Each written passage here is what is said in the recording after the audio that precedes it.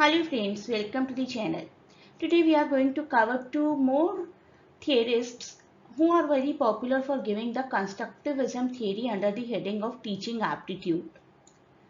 Gene पियाजे and Lev Vygotsky, ये दो राइटर्स हम कवर करेंगे। डिटेल में देखेंगे कि किस किस तरीके की थियरी इन दोनों ने प्रोवाइड की है, क्या सिमिलैरिटी है, क्या डिफरेंसेस हैं दोनों के बीच में। उसके बाद हम लोग एमसीक्यूज भी कवर करेंगे। Please concentrate on the whole video जिससे कि आप एमसीक्यूज अच्छे से अपीयर कर पाएं, जो कि आपके एग्जाम्स में बहुत काम आएगा। तो टीचिंग एप्टीट्यूड का लेक्चर 3 कवर कर रहे हैं हम आज, और ये बेसिक डेफिनेशन मैं आपको हर वीडियो में ही बता रही हूँ। एक दो और वीडियोस के बाद I stop giving you this definition. एक innate cultivate capacity and inclination to effectively teach.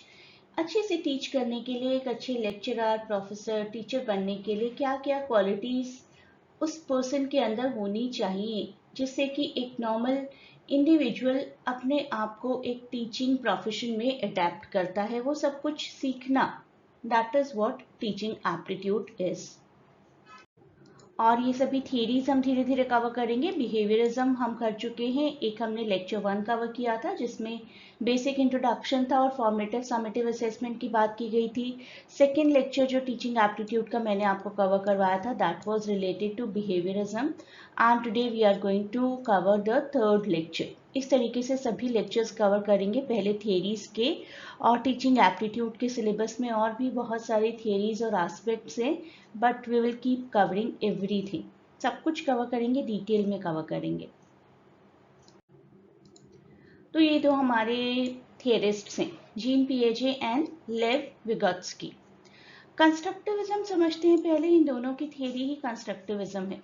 Constructivism in education posits that learners actively build their own understanding rather than simply absorbing information through direct teaching। एक तो हो गया कि उनको पढ़ाया जाए direct, लेकिन अपने अंदर एक क्रिएटिविटी लेकर जब स्टूडेंट आता है, कोई भी एस्पायरेंट आता है, that is constructivism. According to this theory, knowledge is constructed through experiences and social interactions. Very true. Where new information is integrated with what learners already know. For example, you know what is yellow color. आपको yellow colour की पहचान बहुत अच्छे से कराई गई। मान लीजिए आपके स्कूल में एक बड़ा सा बॉक्स दिखाया गया येलो कलर का, और आपको कोई पेपर दिखाया गया येलो कलर का, आपके दिमाग में येलो इज इम्प्रिंटेड। अब आप येलो से किस किस और चीज को एसोसिएट कर पाते हैं? If you see something, some yellow bird, you will immediately say, oh wow, yellow bird. You will take pride in saying that you know what is yellow. So this is what this theory says, कि what learner already knows उस knowledge को integrate करता है अपनी किसी new information के साथ। तो gene पियाजे was the first person जिन्होंने constructivism theory की शुरुआत की। तो कुछ राइटर्स के बारे में जान लेते हैं। जीन पियाजे, इनको तो हम जान ही गए हैं। अब इन्होंने कहा कि अपने सभी एक्सपीरियंसेस को इंटीग्रेट करके नए नए आइडियाज क्रिएट किए जाते हैं। विगोत्स्की जी ने हाईलाइट की importance of socio cultural interaction in learning. उन्होंने कहा कि इस तरीके से हमारी एंगेजमेंट होती है हमारे अडल्ट्स के साथ, हमारे पीयर्स के साथ, और कॉग्निटिव टूल्स हमारे माइंड को शेप अप कर देते हैं। एंड जेरोम ब्रनर और कुछ और साइकोलॉजिस्ट जिन्होंने इसी थियरी को फर्दर डेवलप किया, विगोत्स्की जी के आइडियाज को, जीन पियाजे जी के आइडियाज को, they introduce instructional scaffolding. Jerome Bruner का स्पेसिफिकली स्कैफोल्डिंग टूल था, where support is gradually removed as learners developed understanding. जैसे जैसे जैसे एक लर्नर की अंडरस्टैंडिंग बढ़ती चली जाती है, उसका सपोर्ट धीरे धीरे धीरे रिमूव हो जाता है। फॉर एग्जाम्पल, एक बच्चा एक पर्टिकुलर टॉय का सहारा लेकर चलना सीखता है ना शुरुआत में, लेकिन धीरे धीरे पेरेंट्स ये सोचते हैं कि उस टॉय का या किसी के हाथ का सहारा लेकर अब चलने की जरूरत नहीं है, खुद से चलना सीखेगा। इस तरीके की थ्योरी डेवलप की जेरोम ब्रनर ने। जीन पियाजे ने ये सारी बेसिक डायरेक्शंस, बेसिक डेफिनेशंस देने के साथ ही साथ दो टर्म्स प्रोवाइड की हमें। One is assimilation, another is accommodation. Assimilation का मतलब है to integrate new information into existing framework without altering it. मैं एग्जांपल की हेल्प से आपको समझाऊंगी। आप नई नई इंफॉर्मेशन भी ग्रैब करते हैं, पुरानी इंफॉर्मेशन भी इंटैक्ट रहती है। Applicable when experiences align with or fail to update current understanding। कैसे, ये हम अभी देखेंगे और तभी और अच्छे से समझ में आएगा। And accommodation adjusting one's mental framework to incorporate new experiences, turning failures into learning opportunities। तो accommodation का मतलब है कि आप incorporate करें कोई नया एक्सपीरियंस, राइट। जैसे जैसे आप ग्रो करेंगे, कहीं पर भी किसी भी एज में नए नए एक्सपीरियंस आएंगे आपको, चाहे वो आपका वर्क प्लेस हो, चाहे आप एक टॉडलर हो, चाहे आप एक अडल्ट हो। और आपकी नॉलेज का एसिमिलेशन भी हमेशा ही चलता रहेगा। कुछ ना कुछ ऐसा आएगा जो आपको नया पता चलेगा, लेकिन आपकी पुरानी नॉलेज ऑल्टर नहीं हो रही। लेकिन कुछ ऐसा भी होगा कि आपको नया पता चलेगा और पुरानी नॉलेज ऑल्टर होगी। तो एक बार फिर से डेफिनेशन समझते हैं। What did Piaget mean with assimilation? Piaget meant that with assimilation meant that the new ideas or concept is adapted and fit into existing ideas। आप अपने existing ideas के साथ अपने new idea को adjust करने की कोशिश करते हैं, that is assimilation। And when using accommodation, Piaget meant that concept or idea was completely changed or altered by the new concept। आपका एक नया ही कंसेप्ट बन गया, पुराना कंसेप्ट आपका बिल्कुल चेंज हो गया, दैट इज एडेप्टेशन। अब एग्जाम्पल देखिए यहाँ पर। An example of assimilation is deciding to be one of many to use a popular application or type of social media to communicate with friends and family all over the world। आपने सोचा कि कुछ नया assimilate करते हैं अपनी life में। N example of accommodation, आप पहले से और भी बहुत सारी चीज़ें कर रहे हैं, मे बी आप ईमेल्स भेज रहे हैं और नॉर्मल लेटर्स लिख रहे हैं, पोस्ट से भेज रहे हैं, लेकिन आपने सोचा साथ साथ ये भी करते। An example of accommodation would be exclusively using the new application और social media and stopping the usage of all other previously used applications और सोशल मीडिया। पहले आप जो कर रहे थे वो सब कुछ बंद और सिर्फ नए आइडिया को अप्लाई कर रहे हैं, नई नॉलेज को अप्लाई कर रहे हैं, दैट इज अकोमोडेशन। अब पेडागॉजी की बात करते हैं, जिसका मतलब होता है methods of learning. Constructivism, Jean पिएजे ने कहा कि कोई स्पेसिफिक पेडागॉजी नहीं है, but a theory of how learning occurs, often associated with pedagogies that promote active learning, learning by doing। Some experts view it as more of a philosophical framework than a precise instructional theory or design guide। तो gene पिएजे के हिसाब से learning एक philosophical framework है। Gene पिएजे ने learning की 4 stages बताई हैं हमें, हम उन सभी स्टेजेस को देखेंगे और मूव करेंगे आगे, और आपको ईयर्स और इन स्टेजेस से रिलेटेड पूरी थियरी और सारे एग्जाम्पल्स याद रखने एग्जाम्स में अपीयर होने के लिए। तो कॉग्निटिव डेवलपमेंट की 4 स्टेजेस उन्होंने बताई हैं और एजेस के हिसाब से सेग्रीगेट किया है। Sensory motor, pre operational, concrete operational and formal operational. याद रखिए, एक तो नाम याद रखिए, क्रोनोलॉजिकल ऑर्डर में ही याद रखिए। Sensory motor, pre operational, concrete and formal। The first one is sensory motor। पूरी 5 सेंसेस का इस्तेमाल करके एक बच्चा अपनी और अपने आसपास के एनवायरनमेंट की पहचान करता है। एग्जाम्पल के लिए एग्जाम्पल लिया जा सकता है झुनझुने का, एक रैटल का। एक बेबी को पता है कि ये रैटल किस तरीके से वर्क करता है, इसमें से आवाज़ आती है, मेरे सारे ऑब्जेक्ट्स, मेरे सारे टॉयज कहीं ना कहीं हैं, even when they are not seen, right. तो बच्चा अपने आप को रिकॉग्नाइज करना शुरू करता है, अपने आसपास के वर्ल्ड को रिकॉग्नाइज करना शुरू करता है through all the sensory experiences, that is called sensory motor stage. 2 to 7 years की एज देखते हैं। Children start using symbols like words and images to represent objects। They engage in pretend play but struggle with egocentrism, difficulty seeing others' perspective। इस as के बच्चे, according to this writer थोड़े से जिद्दी होते हैं, उनकी अपनी कॉन्क्रीट थिंकिंग होती है. They often have trouble understanding conservation, which is the idea that quantity remain the same despite change in shape. Right, तो उनके दिमाग में एक आइडिया होता है कि किस तरीके से चीज़ों की क्वांटिटी वर्क करती है. कंजर्वेशन जैसी चीज़ों का कंसेप्ट आप उन्हें उस वक्त नहीं समझा सकते हैं इस एज में. A child place pretend and thinks a flattened piece of clay has more volume than the rolled up one. जब उसी पीस ऑफ क्ले को रोल अप किया जाता है तो एक छोटी सी बॉल बन जाती है. फ्लैट किया जाता है तो बहुत बड़ा बन जाता है. राइट, तो उनको ये डिफरेंस पता नहीं होता इस एज के बीच में. दे थिंक कि something that looks big is bigger than the other quantity even if it is the same.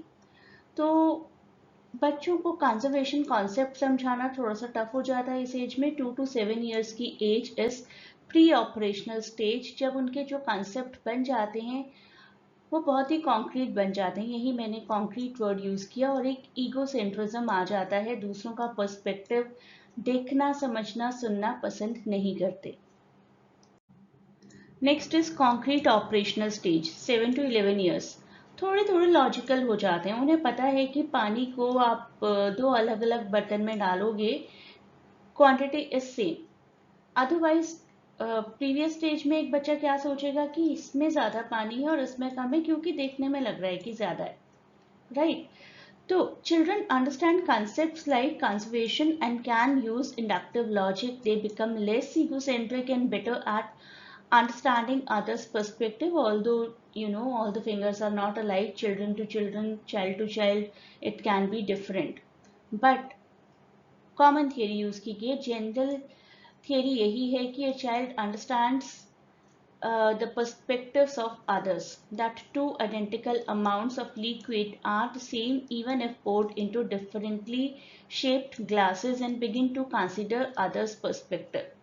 कोई छोटा बच्चा आपके आसपास, आपके घरों के आसपास या आपके घर के अंदर है तो आपने देखा होगा कि वो कितने जिद्दी होते हैं. एक पर्टिकुलर प्लेट में खाना है तो उसी में खाना है, और they want the food to be in particular shape. उनको तरीके तरीके से उनके मदर्स फादर्स कुछ खिलाते हैं, बड़े क्रिएटिव होकर रोटी को अलग अलग शेप दी जाती है जिससे कि उनको इंटरेस्टिंग लगे.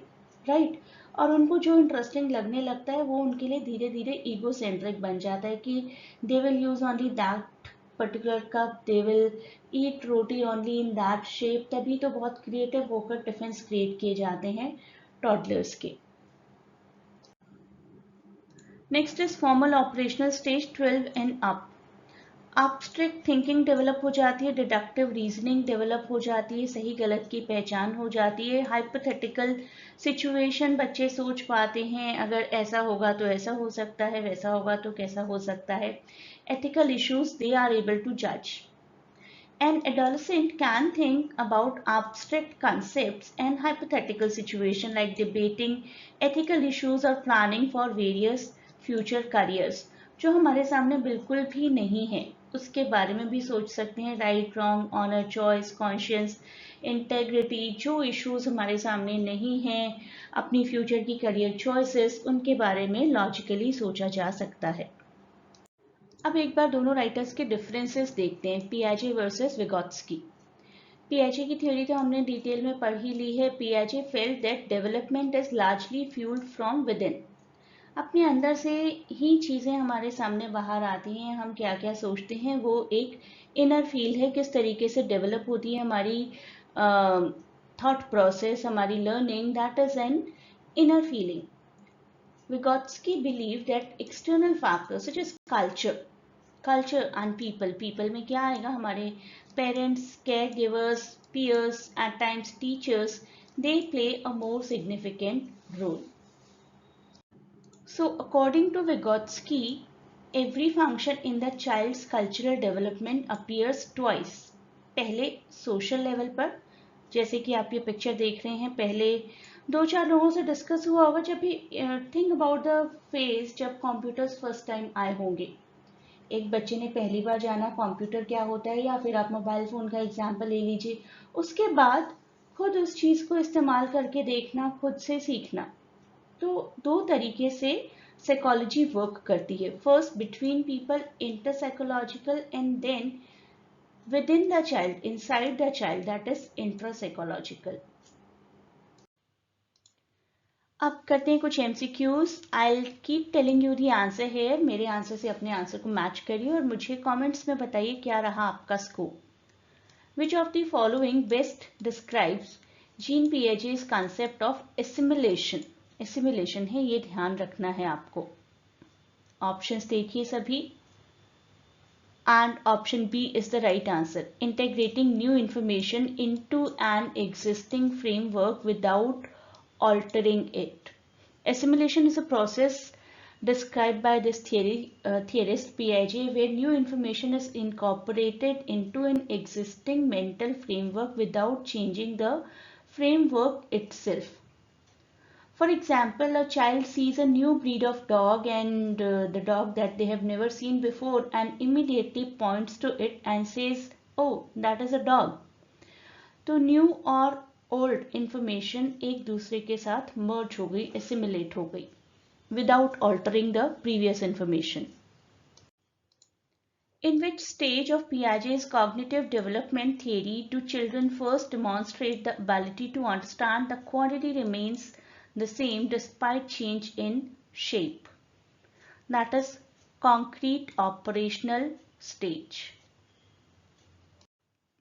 Vygotsky's theories places a significant emphasis on which of the following? Look at all the options.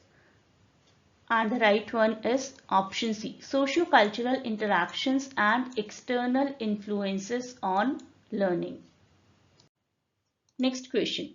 Which process described by Jean Piaget involves adjusting one's mental framework to incorporate new experiences? And here the answer will be accommodation. Accommodation is the process by which an individual adjusts their existing framework, existing understanding to grab and mix new information that does not fit into the old framework.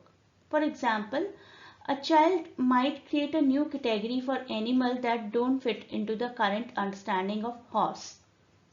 मान लीजिए एक बच्चा देखता है zebra, देखकर कहता है कि ये तो हॉर्स है, लेकिन he gets a complete new understanding that the zebra is entirely different creature from horse.